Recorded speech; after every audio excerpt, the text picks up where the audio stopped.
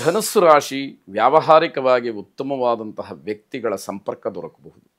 ಅವರ ಸಂಪರ್ಕದಿಂದ ವ್ಯವಹಾರದಲ್ಲಿ ತಿಳಿಬೇಕಾದಂತಹ ಹಲವಾರು ವಿಚಾರಗಳನ್ನು ತಿಳ್ಕೊಳ್ಳಿ. ನಿಮ್ಮ ಅಭಿಪ್ರಾಯಗಳನ್ನು, ನಿಮ್ಮ ಅನುಮಾನಗಳನ್ನು ಅವರ ಮುಂದೆ ಹೇಳಿದಾಗ ಸರಿಪಡಿಸ್ತಕ್ಕಂತಹ ಒಂದು ಪ್ರಯತ್ನ ಅವರಿಂದನೂ ಕೂಡ ಆಗಬಹುದು. ಯಾರ ದಾಕ್ಷಿಣ್ಯಕ್ಕೂ ಕೂಡ ಒಳಗಾಗದಲೇ ನಿಮ್ಮ ತೀರ್ಮಾನವನ್ನು ನೀವು ಮಾಡಿ. ಸರಿ ತಪ್ಪುಗಳ ಆಲೋಚನೆ ಇರಲಿ, ಆದರೆ ನಿರ್ಧಾರ ಮಾತ್ರ ನಿಮ್ಮದೇ ಆಗಿರಲಿ. ಯಾರೋ ಹೇಳಿದರೂ ನಾನು ಮಾಡ್ತೀನಿ ಅಂತಕ್ಕಂತಹ ಭಾವನೆಗಳು ಬೇಡ ಅಂತ ಅರ್ಥ. ಮಧ್ಯಾಹ್ನದ ಹೊತ್ತಿಗೆ ನಿಮಗೆ ಯಾವುದೋ ಕಹಿ ಸುದ್ದಿ ಮನಸ್ಸಿನ ಮೇಲೆ ತುಂಬ ಆಘಾತವನ್ನು ಉಂಟು ಮಾಡ್ತಕ್ಕಂಥದ್ದಾಗತ್ತೆ. ವಿಶೇಷವಾಗಿ ತಾಂತ್ರಿಕ ವರ್ಗದಲ್ಲಿ ಕೆಲಸ ಮಾಡ್ತಕ್ಕಂಥವ್ರಿಗೆ ಸಿಹಿ ಸುದ್ದಿ ಇದೆ. ವಿದೇಶದಲ್ಲಿ ಹಣ ಹೂಡಿಕೆಯನ್ನು ಮಾಡ್ತಕ್ಕಂತಹ ಒಂದು ಮನಸ್ಸು ಕೆಲವರಿಗೆ ಆಗಬಹುದು. ಅದರಿಂದ ಅನುಕೂಲತೆಯೂ ಕೂಡ ಇರುವಂಥದ್ದು. ಉದ್ಯೋಗದಲ್ಲಿ ನಿಮಗೆ ನಿಮ್ಮದೇ ಆದಂತಹ ಒಂದು ಛಾಪನ್ನು ಮೂಡಿಸಲಿಕ್ಕೆ ಅವಕಾಶಗಳು ಹೆಚ್ಚಾಗಿ ಇರತಕ್ಕಂಥದ್ದು. ಗಣಪತಿಯನ್ನು ಪ್ರಾರ್ಥನೆ ಮಾಡಿ. ವಕ್ರತುಂಡ ಮಹಾಕಾಜ ಸೂರ್ಯಕೋಟಿ ಸಮಪ್ರಭಾ ನಿರ್ವಿಘ್ನಂ ಕುರು ಮೇ ದೇವ ಸರ್ವ ಕಾರ್ಯೇಷು ಸರ್ವದಾ ಎಂಬುದಾಗಿ ನಿಮ್ಮ ಪ್ರಾರ್ಥನೆ ಇರಲಿ. ಶುಭವಾಗಿ. ಮಕರ ರಾಶಿ ಅವಿವಾಹಿತರು ಮಂಗಳ ಕಾರ್ಯಕ್ಕೆ, ಮದುವೆಗೆ, ವಿವಾಹಕ್ಕೆ ಪ್ರಯತ್ನವನ್ನು ಮಾಡುವಂತಹ ದಿವಸ. ಬೇರೆ ಬೇರೆ ಕಡೆಗಳಿಂದ ಮಾಹಿತಿಯನ್ನು ಸಂಗ್ರಹ ಮಾಡಿ ಆ ದೃಷ್ಟಿಯಲ್ಲಿ ನಿಮ್ಮ ಪ್ರಯತ್ನ ನಿರಂತರವಾಗಿ ನಡೆಯುವಂತಹ ದಿವಸ ಇದಾಗತ್ತೆ. ಸಂಬಂಧಿಕರ ವಿಚಾರದಲ್ಲಿ ಸ್ವಲ್ಪ ಮಾತಾಡಬೇಕಾದ್ರೆ ಎಚ್ಚರಿಕೆಯನ್ನು ವಹಿಸಬೇಕು. ಸಂಬಂಧಿಕರಿಂದ ನಿಮಗೆ ಆಗಬೇಕಾದಂತಹ ಒಳ್ಳೆಯ ಕೆಲಸಗಳು ಮುರಿದು ಬೀಳಬಹುದು, ಅಥವಾ ನಿಂತೋಗಬಹುದು, ಅಥವಾ ನಿಮ್ಮ ಬಗ್ಗೆ ಇಲ್ಲಸಲ್ಲದ ಮಾತುಗಳನ್ನು ಅವರು ಹೇಳಬಹುದು. ಅದು ನಿಮ್ಮ ವ್ಯವಹಾರಕ್ಕೆ ಜೊತೆಗೆ ಮಂಗಳ ಕಾರ್ಯಕ್ಕೆ ಅಡ್ಡಿಯಾಗ್ತಕ್ಕಂಥದ್ದು. ಈ ದಿವಸ ಕೈಗೆ ಅಥವಾ ಕೈ ಬೆರಳಿಗೆ ಗಾಯ ಆಗ್ತಕ್ಕಂತಹ ಅಥವಾ ಏನೋ ಪೆಟ್ಟು ಬೀಳ್ತಕ್ಕಂತಹ ಸಾಧ್ಯತೆ ಇದೆ. ಎಚ್ಚರಿಕೆಯನ್ನು ವಹಿಸ್ಕೊಳ್ಳಿ. ಕಬ್ಬಿಣದ ವಸ್ತುಗಳನ್ನು ವಿನಾಕಾರಣ ಉಪಯೋಗಿಸುವಂಥದ್ದು ಬೇಡ.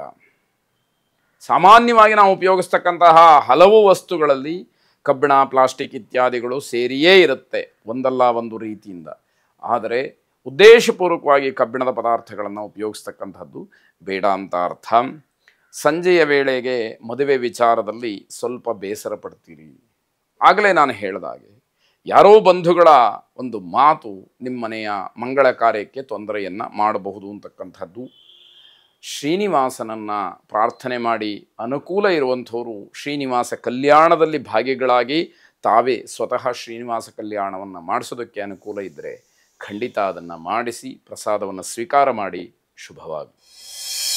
ಕುಂಭರಾಶಿ ವಕೀಲಿ ವೃತ್ತಿಯನ್ನು ಮಾಡ್ತಕ್ಕಂಥವರಿಗೆ ಶುಭವಾದಂತಹ ದಿವಸ. ನ್ಯಾಯಾಂಗದಲ್ಲಿ, ನ್ಯಾಯಾಲಯದ ವಿಚಾರದಲ್ಲಿ ನೀವು ಮಂಡಿಸ್ತಕ್ಕಂತಹ ವಿಚಾರ ಏನಿದೆ ಅದು ನಿಮಗೆ ಪೂರಕವಾಗಿ ಫಲವನ್ನು ಕೊಡುವಂತಹ ಸೂಚನೆ ಈ ದಿವಸದಲ್ಲಿ ನಿಮಗೆ ಸಿಗ್ತಾ ಹೋಗುತ್ತೆ. ವಾದ ವಿವಾದಗಳು ಇತ್ಯರ್ಥವಾಗುತ್ತೆ ಅನ್ನುವಂತಹ ನಂಬಿಕೆ ಬರುವಂತಹ ದಿವಸ ಇದಾಗಿದೆ.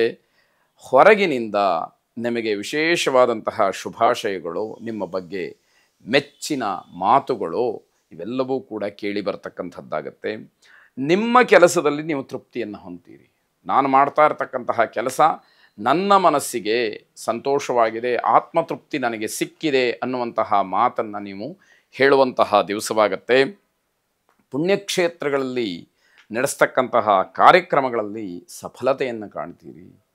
ಅಂತಹ ಒಂದು ಯೋಗ ನಿಮಗೆ ಈ ದಿವಸ ಕೂಡಿ ಬರುವಂಥದ್ದು. ಜನಬಲ, ಹಣಬಲ ಎರಡೂ ಕೂಡ ನಿಮ್ಮ ಪರವಾಗಿಯೇ ಕೆಲಸವನ್ನು ಮಾಡ್ತಕ್ಕಂಥದ್ದು. ನಿಮಗೆ ಶತ್ರುಗಳು ಮಾತ್ರ ಹೆಚ್ಚಾಗ್ತಾ ಹೋಗ್ತಾರೆ.